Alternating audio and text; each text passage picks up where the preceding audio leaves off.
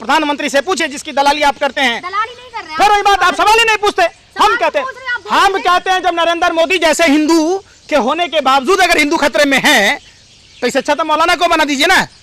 PNG, CNG, gas, petrol, diesel, तमाम तरह के जो सामान के दामों बढ़े। एक बात बताइए, आप मुसलमानों का खौफ दिखाकर हिंदुस्तान के हिंदुओं के ऊपर जो आप लोग डकैती डाल रहे भाजपा के साथ मिलकर, जो माइंड कंट्रोल करने का काम कर रहे, ये सनातन धर्म के विरोधी लोग, ये दूसरे धर्म के लोग हिंदू धर्म के नाम पर व्यापार कर रहे, ये व्यापारी है, ये साधु के बेस में लुटेरे हैं देश में। आप बताइए, महंत हैं जो जिन्होंने धर्म सांसद में भड़काऊ भाषण दिए थे, उन्होंने बजरंग मुनि का समर्थन करते हुए पुलिस को धमकी दी है सीधे। देखिए बात ऐसा है कि होता क्या है कि चोर चोर मुसेरे भाई, ये सारे चोर इकट्ठे हो रहे हैं और ये सब एक साजिश षड्यंत्र प्रयोग का नतीजा है।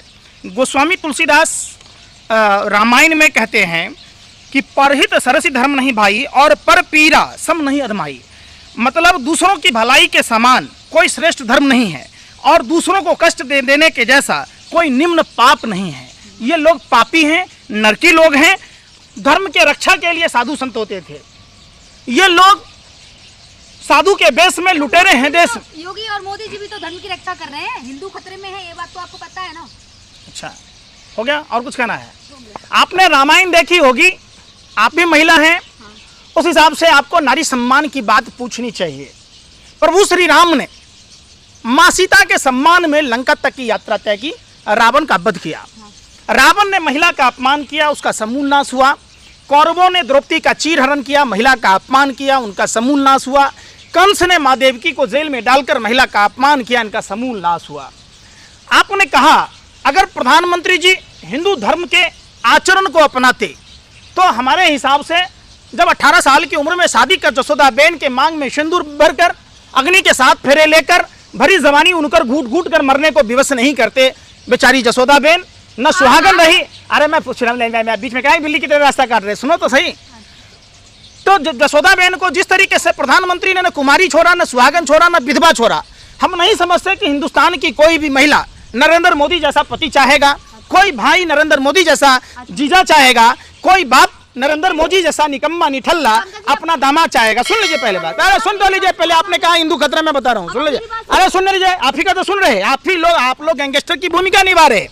आप क्या कहेंगे, आपका क्या सवाल होगा, इससे डर के आदमी जवाब नहीं देगा। आपने अरे सुनिए पहले क्वेश्चन जो आपने किया उसका जवाब सुनो ना आप। अरे सुन लीजिए, कितने दलाली मिली है, रुपए लेकर कितना नाच रहे हैं। तब फिर मैं जो पूछ रहा हूँ हिंदू खतरे में कैसे है भैया? अरे मैं पूछ रहा हूँ, शर्म कीजिए, शर्म। अरे सुनिए पहले बात मैं जो कह रहा हूँ सुनो, सुनने का पैसा लगता है तो फिर तो सुनो। आप हिंदू खतरे में कहा ना, पहले उसका सुनो ना आप। अरे सुनने जाए पंकज जी तो काय के लिए नौटंकी करने आए हो? हिंदू खतरे में कैसे है? 900 साल मुगल बादशाहों ने हिंदुस्तान पर शासन किया, हम हिंदू खतरे में नहीं थे। गोरे अंग्रेजों ने शासन किया 200 से अधिक साल, हम हिंदू खतरे में नहीं थे।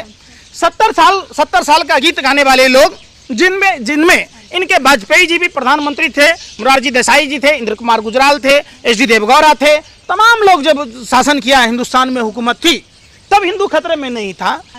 तो आज नरेंद्र मोदी के ही युग में शासनकार में हिंदू खतरे में क्यों है? जब देर सुनो, पहले पूरा बात नहीं समझ रहे हैं, बिल्ली की तरह रास्ता मत काटो, पूरे सवाल का जवाब सुनो। प्रधानमंत्री हिंदू, राष्ट्रपति हिंदू, मुख्यमंत्री हिंदू, राज्यपाल हिंदू, सेना के तीनों विभाग का जो सेनाध्यक्ष है वो हिंदू, आप समझिए। उसके बाद सीबीआई, रॉ जैसी संवैधानिक, सुप्रीम कोर्ट, सब तमाम जगह पर जब हिंदू ही सर्वे सर्वा है, तो अगर हिंदू खतरे में है तो मैं समझता हूं कि क्यों हिंदुओं को मौत के मुंह में ढकेला जा रहा है? क्यों नहीं किसी गृह मंत्री मुसलमान को बना दिया जाता? क्यों नहीं प्रधानमंत्री किसी मुसलमान को बना दिया जाता? क्यों नहीं राष्ट्रपति मुसलमान को बना दिया जाता? क्यों मुख्यमंत्री नहीं मुसलमान को बना दिया जाता? क्यों राज्यपाल नहीं बना दिया जाता? तो हिंदू खतरे में तो नहीं रहेगा। जब हिंदू सर्वे सर्वा होने के बाद भी हिंदू खतरे में है, इसका मतलब हिंदू खतरे में नहीं है। हिंदुत्व को जानबूझकर इस हिसाब से परोसा जा रहा है और हिंदुओं को मौत के मुंह में ढकेला जा रहा है। एक बात पूछिए, आप सुने, अरे फिर लब करते हैं, प्रधानमंत्री से पूछे जिसकी दलाली आप करते हैं। दलाली नहीं कर रहे, फिर वही बात, आप सवाल ही नहीं पूछते। हम कहते हैं जब नरेंद्र मोदी जैसे हिंदू के होने के बावजूद अगर हिंदू खतरे में है तो इससे अच्छा तो मौलाना को बना दीजिए ना। काला हिंदू खतरे में रख रहे हैं भैया अपने स्वार्थ के लिए, मशरूम की सब्जी चट करने के लिए चटोरे हैं आप लोग। अरे फिर वही बात, पर्सनल कर रहे हैं हम, कोई पर्सनल नहीं है। आप ये पर्सनल नहीं है हिंदू धर्म का कि जब सब कुछ हिंदू धर्म के लोग हैं और तब हिंदू खतरे में है। तो मैं समझता हूं कि हिंदुओं को कष्ट से उबारने के लिए मौलानाओं को प्रधानमंत्री, राष्ट्रपति, मुख्यमंत्री बना देना चाहिए। सुन लीजिए, पहले सुनिए आराम से। 80-20 का खेल आपने उत्तर प्रदेश के चुनाव में खेला। आप एक बात बताइए, आज जो गैस सिलेंडर के दाम बढ़े हैं, आज जो सीएनजी पीएनजी के दाम बढ़े हैं, अरे सुन नहीं रहे, हम कह रहे हैं विश्व में इकलौता, कैसे नहीं मुद्दा है, पूरे विश्व में इकलौता ऐसा भारत देश है जहां का प्रधानमंत्री, राष्ट्रपति हिंदू होने के बावजूद, देश के अधिकतर राज्यों के मुख्यमंत्री, राज्यपाल हिंदू होने के बावजूद हिंदुओं को जानबूझकर गर्त में ढकेला जा रहा है और हिंदुओं के घरों में डकैती की जा रही है, पॉकेटमारी की जा रही है। आज PNG, CNG, gas, petrol, diesel, तमाम तरह के जो सामान के दामों बढ़े हैं। एक बात बताइए, आप मुसलमानों का खौफ दिखाकर हिंदुस्तान के हिंदुओं के ऊपर जो आप लोग डकैती डाल रहे हैं भाजपा के साथ मिलकर, जो माइंड कंट्रोल करने का काम कर रहे हैं, एक बात बताइए, 20% आबादी मुसलमानों की है, उसमें से ज्यादातर टेक्नीशियन है। कोई पंचर बना रहे तो वो 50 के बदले में 200 में बनाएंगे, उनका तो गुजारा चल जाएगा। 80% हिंदू जो हैं, जिनके पास टेक्निकल जानकारी नहीं है, वो हिंदू का क्या होगा? आपने कभी सवाल किया? आपने कभी सवाल किया? नहीं किया। आप हिंदू खतले में हैं, हिंदू खतले में हैं, लानत है आपका पेटवे की लुटवे। आपके प्रधानमंत्री रहते हुए अगर हिंदू खतरे में है, आपका अगर गृह मंत्री, रक्षा मंत्री, तमाम मुख्यमंत्री, राज्यपाल के रहते अगर हिंदू खतरे में है, तो हम कहते हैं इन हिंदू नेताओं को मुंह में कालिक पोत कर चुल्लू भर पानी में डूब मरना चाहिए। अरे सुनिए ना, पहले पंकज जी, आप गुरुद्वारों में जाइए, गुरुद्वारों से आज सीखिए, सीखने की जरूरत है। और अपने तारीपार गृह मंत्री को बता दीजिए, जैन समाज से आते हैं, हिंदू धर्म के ठेकेदार नहीं बने। भगवान महावीर बिहार के थे और उनका जो समझिए वचन है, उन वचनों को अगर अमित शाह निभाया होता है तो आज देश में इतनी त्रासदी नहीं होती। वो नहीं सीखिएगा कि भगवान महावीर ने क्या कहा। भगवान महावीर के आदर्शों पर अमित शाह को चलने की जरूरत है। ये आप बात कीजिएगा ढोंगी अपराधनाथ की उर्फ बाबा बुलडोजर नाथ की, ये अरे सुनिए, आप ब्राह्मण समुदाय से आते, शर्म नहीं आता? ये ब्राह्मण पंथ के विरोधी थे, ये सनातन धर्म के विरोधी लोग, ये दूसरे धर्म के लोग हिंदू धर्म के नाम पर व्यापार कर रहे, ये व्यापारी हैं, ये साधु के बेस में लुटेरे हैं देश में। आप बताइए, 35,000 है पंकज जी। फिर अरे मेरी यूपी में बुलडोजर चल रहा है, यूपी में किसके घर चल रहा है? अरे किसके घर? विपक्षियों के घर। मैं यही कह रहा हूं, अगर रावण, कौरव और कंस का विरोध सबने किया होता तो उनकी इतनी हौसला नहीं बढ़ी होती। जिस तरीके से आपने देखा होगा, बड़ी सभा में द्रौपदी के चीरहरण हुए, सबके सब हाथ पर हाथ धरकर धृतराष्ट्र भी की भूमिका था और बाकी के लोग धृतराष्ट्र की तरह ही अंधे थे। आज देश में धृतराष्ट्र की भूमिका में बैठे हुए वो लोग आज नहीं देख रहे कि देश की क्या स्थिति हो गई।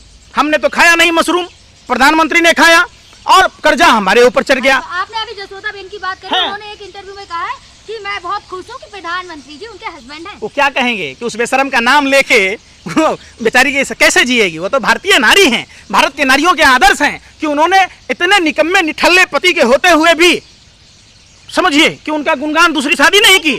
इसे यही तो भारतीय नारियों की खूबसूरती। अरे सुनने रहे, देखिए ना, जसोदाबेन कहीं जाती है, ऑटो से जाती है। अरे मैं क्या कह रहा हूँ, वो भारतीय नारी है, सचमुच भारतीय नारी है। वो भारतीय नारी का जो धर्म है, संस्कार है, उसको उन्होंने पालन किया है। उन्होंने चाहे वह पति को परमेश्वर के रूप में माना है, लेकिन उस पति का क्या जो, अरे फिर वही बात, ऊपर से लाउड स्पीकर हटवा रहे हैं जब अजान के समय है। हाँ। हो गया, हाँ हो गया। डीजे बजा के अल्लाह रुदल के नाच कर रहे तो वो अच्छा है, ये हिंदू धर्म में है। अरे कहाँ आप लोग धर्म को सत्यानाश करने पर तुले हैं क्या? रामनवमी के दिन कितनी वायरल हुई थी? क्या वायरल हुई थी? वीडियो। कौन किया था? जो डिवाइड एंड रूल, आजादी के समय गोरे अंग्रेजों ने जो पौधा रोपा, ये उन्हीं के दलाल और मुखबिरों के लोग, श्यामा प्रसाद मुखर्जी जैसे देशद्रोही के लोग, सावरकर जैसे देशद्रोही लोग, गोडसे जैसे देश का पहला आतंकवादी के लोग आज पैरों में जल देकर सींच रहे, देश को कमजोर कर रहे हैं। महंगाई मुद्दा नहीं है, अगर महंगाई मुद्दा होती तो विपक्ष सामने आता, विपक्ष है कहाँ? जो फिर वही बात, पहले महंगाई। अरे आप लोग सुनिए ना, अरे सुन तो लीजिए। हाँ बोले आप ही का पत्रकार था। यही पत्रकारिता के गलत कारण से सीधी जिला में नंगा कर दिया, वो भी ब्राह्मण पत्रकार था। नोएडा में भी ब्राह्मण पत्रकार था। दलाली की भी कोई सीमा मत कीजिए, सुनिए पहले। अरे मैं क्या कह रहा हूँ, नोएडा में जो पत्रकार था वो ब्राह्मण पत्रकार ना था, जिसको पाकिस्तान भेजने की बात की गई, जिनके पत्नी को नंगा करने की बात की गई। आप बताओ, उत्तर प्रदेश के बलिया में वो ब्राह्मण पत्रकार न था? अरे आप ही के बिरादरी का न था? अगर आप लोगों ने गैंगस्टर की भूमिका नहीं निभाई होती, आप लोगों ने सरकार के तलबे नहीं चाटे होते। सुन नहीं रहे मैं क्या कह रहा हूं? अच्छा बोले। आप लोग गैंगस्टर की भूमिका निभाते।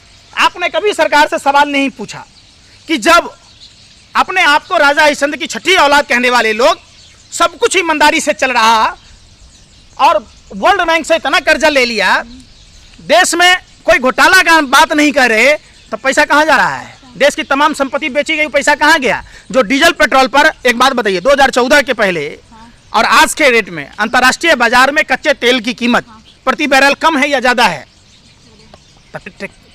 कौन डकैती डाल रहा है? आपने बोला? आप लोग कहते हैं इसका कोई है ही नहीं है, जाके देखिए उसका चचेरा भाई, अपना भाई। अरे सुन नहीं रहे? अरे किताबों पे पैसे क्यों बढ़ते? किताबों पे पैसे बढ़ गए, स्कूल की फीस बढ़ गई, हो गया। महंगाई है ही नहीं देश में। जितना पब्लिकेशंस है वो चंदा देता है पार्टी फंड में, प्राइवेट स्कूल वाले चंदा देते हैं। कभी भाजपा आरएसएस के किसी नेताओं से आपने सुना कि एक समान शिक्षा नीति की बात हो? कभी सुना? कभी किसी स्कूल कॉलेज की बात सुना? कभी किसी अस्पताल की बात सुनी? अगर ऐसा होता, 5 साल उत्तर प्रदेश में योगी आदित्यनाथ की सरकार थी, 8 साल से नरेंद्र मोदी जी की सरकार है। अरे सुनी नहीं रहे? वो तो कह ही रहा था, आप सुनिए ना, सरकार कैसे नहीं रहेगी जब 20 लाख ईवीएम भाजपा के कार्यालयों में अचार बनने के लिए डला रहेगा। मतलब अगर सरकार जीते तो आप ईवीएम पे सवाल खड़ा कर देंगे, ईवीएम की वजह से। अच्छा हो गया। हाँ। और कुछ भोगोगे? 20 लाख ईवीएम कहाँ है? अरे पूछा है कभी कोई पत्रकार हिंदुस्तान का माँ का दूध पिया जो सरकार से सवाल पूछे कि 20 लाख ईवीएम कहाँ है? अब देखिए ना, फिर मैं कह रहा हूँ गुजरात के इलेक्शन की तैयारी कर रहे हैं और आप बात कर रहे हैं। तो वही तो मैं आपको कह रहा हूँ कि ये भारत के विनाशकारी प्रचार मंत्री हैं, प्रधानमंत्री हैं। ये पार्टी मजबूत कर रही है, देश सुने रहे, देश की बात, पार्टी बीजेपी को जिता लेना देश हित है। अर्थव्यवस्था की बात करते, मंदी की बात करते, महिलाओं की सुरक्षा की बात करते। अगर एम्बुलेंस की बात किए होते तो बलिया में वो बेचारा बुजुर्ग दंपति, अरे फिर बीच में टकरा दिए। मैं आपको क्या करूं, एम्बुलेंस की कमी के कारण हुआ ना। बनारस से बलिया की दूरी कितनी है? अरे बागी बलिया उत्तर प्रदेश का नाम आपने सुना है ना? जब वो ऐतिहासिक शहर में क्रांतिकारियों की भूमि पर एम्बुलेंस की कमी है, आपको मध्य प्रदेश नहीं दिखता कि मध्य प्रदेश के अस्पतालों में पीने का पानी नहीं है? आपको कहाँ दिखेगा? आप लोगों को फुर्सत ही नहीं है। आप लोग खाली जाके वहाँ ठुमका लगाते रहते हैं भाजपा कार्यालय में कि जो कुछ दे देगा, विज्ञापन दे देगा। मतलब आपसे सवाल करें तो अरे बेशरम, आप कितने हैं? आप महिला होने के नाते उस महिला का बात किया होता जो प्रभु श्री राम भव से सागर पार कराते हैं, उनको नदी पार कराने वाला केवट समुदाय के। अरे सुनिए ना, फिर भी व्यवस्था कर दिए ना, आप काट दिए ना बिल्ली की तरह। मैं क्या बोला? बंगाल के चुनाव में प्रधानमंत्री ने उस महिला के साथ फ्रॉड की, चीटिंग की, जो महिला उस समुदाय से आती है जिन्होंने प्रभु श्री राम को नदी पार कराया था। अच्छा। आप उस पर चर्चा नहीं करते? उस महिला को मकान मिल गया। अरे सुनिए ना, अरे सुन नहीं रहे? सुनने का आप लोगों को यही ना बात है कि बिल्ली की तरह हट से। कोडरमा की बेटी ढिबरा चुनने पर जो आंदोलन हुआ, जब वहां के लोगों को प्रधानमंत्री कहते थे कि अबरक की तरह चेहरा चमकेगा, और बेचारे 15 रुपए किलो अबरक बेचने को भी दुकान नहीं मिल रहा, कोई बिचौलिया नहीं मिल रहा। जो जमीन में आप खेती करते हैं वहां के जमीन में अबरक के छोटे छोटे टुकड़े मिलते हैं। बड़े बड़े तो अबरक के माइंस आपने उद्योगपतियों को दे दिया जिनसे आप पार्टी फंड में चंदा लेते हैं। तो आप जब देखिएगा उस महिला का, आपने कभी आवाज नहीं उठाया, तो आप कब आवाज उठाओ?